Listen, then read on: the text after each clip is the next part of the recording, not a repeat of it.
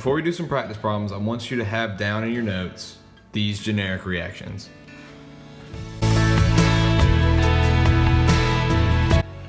Okay, so here's our first practice problem. In this problem, sodium reacts with chlorine gas to form sodium chloride. First thing you want to do here is look at your generic reactions and see if there's anything that's similar. You can see that there's one compound by itself here, and then the chlorine gas I could consider a B, and then those two would come together to form sodium chloride.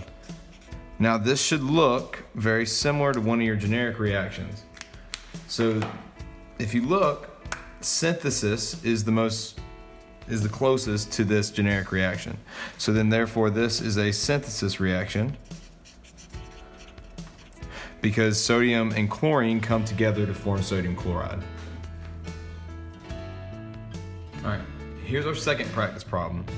In this reaction, zinc chloride reacts with copper 2 sulfate to form zinc sulfate and copper 2 chloride. So what you need to do here is label the cations and anions in each compound. So zinc chloride would be AB, copper 2 and sulfate would be C and D, and then on the reactant side, you just take the letter that's here. So for example, Z is A, Zn is A. So you just put that on the reactant side. So zinc is A, sulfate is D, copper is C, and then chlorine is B. So once you have these, you can drop down the yield sign and the plus and all that, and then you look at your generic reactions, and once you do that, you can realize that this is a double replacement reaction.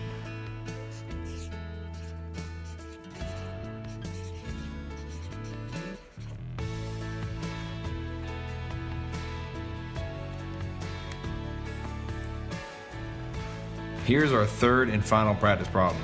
I want y'all to try this on your own, so pause the video, figure it out before I give you the answer.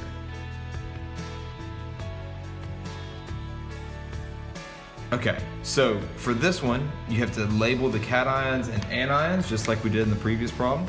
So sodium is A, hydroxide is B, then hydrogen is C, and chlorine is D.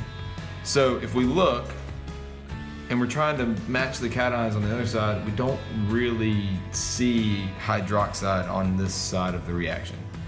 But if you remember, hydrogen or water could also equal HOH.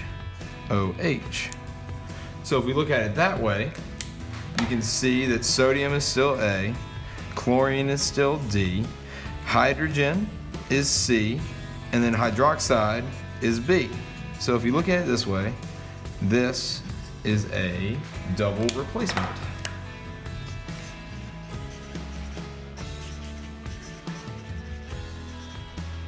reaction.